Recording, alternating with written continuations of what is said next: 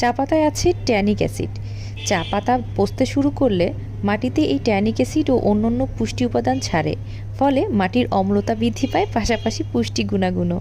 চা পাতা বেশ ভালো মালচ। এখন বলুন মালচ কি? মালচিং একটা পদ্ধতি যার মাধ্যমে চীন ও জাপান বিষমুক্তকরণ সবজি পদ্ধতি আবিষ্কার করেন। এটা হচ্ছে পরিবেশ বান্ধব। এই উপায়ে সবজি চাষ করলে সবজির সকল গুণাগুণ বজায় থাকে। এই পদ্ধতিতে কি করা হয় জানেন?